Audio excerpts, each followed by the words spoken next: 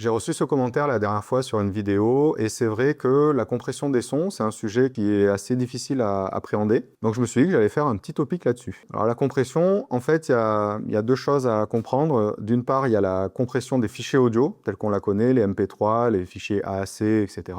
Et puis, il y a la compression que j'utilise moi au quotidien, qui est la compression sonore. Alors ça, je vais t'expliquer un petit peu plus en détail ce que c'est. Alors, pour être très simple, la compression telle qu'on la connaît des fichiers audio, c'est en gros pour gagner de la place sur un fichier qui, s'il contient toutes les informations, bah, ça fait des fichiers qui sont trop lourds. Et donc, bah, c'est pas pratique, notamment pour les plateformes de streaming. Hein, il vaut mieux qu'un fichier soit assez compressé, mais en même temps qu'il y a de la qualité. Donc, c'est exactement ce que disait dans le commentaire. Il faut trouver le bon compromis au niveau de cette compression-là pour maintenir une bonne qualité sonore sans enlever trop d'informations. Et donc, c'est à distinguer avec la compression dynamique, où là, en fait, c'est le principe de rehausser les bas niveaux pour rendre un fichier un peu plus sonore, on va dire. Alors ça, c'est très utilisé dans les publicités. J'avais fait aussi une vidéo là-dessus. Le principe de ça, c'est de réduire l'écart entre les sons faibles. Donc, en fait, tous les bas niveaux, c'est les ingé sons qui font ça. Ça va être compensé. L'intérêt dans ça, c'est qu'en fait, vous allez être davantage accroché sur la musique. Vous allez avoir une musique un peu plus dense, un peu plus riche. En tout cas, l'impression qu'elle est plus riche. Mais en réalité, il va être constamment fort,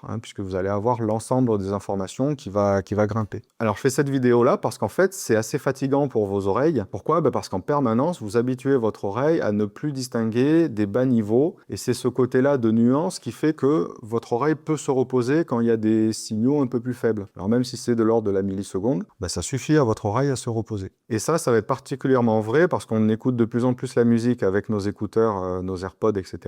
Et en fait, on n'autorise plus de pause à nos oreilles, donc on les fatigue et on les sursollicite un peu trop longtemps. Et au-delà de ça, vous augmentez la durée d'utilisation parce que vous êtes bien immergé dans votre musique. En résumé, c'est pas la compression en elle-même qui peut abîmer vos oreilles, mais c'est le fait de l'écoute prolongée, le fait de plus forcément avoir vraiment des pauses auditives qui peuvent vous abîmer vos oreilles. Donc si je peux vous donner un conseil, c'est faites attention à vos oreilles, ça c'est ce que je dis tout le temps sur ma chaîne. Et puis autorisez-vous des pauses auditives, et puis comme le disait dans mon commentaire, à choisir, utilisez de bons fichiers audio avec une très bonne qualité sonore et des bons écouteurs. Ça vous permettra de modérer davantage le niveau sonore que vous allez diffuser dans vos oreilles.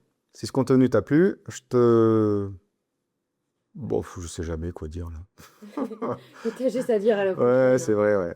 Si ce contenu t'a plu, je t'invite à t'abonner et puis je te dis à la prochaine.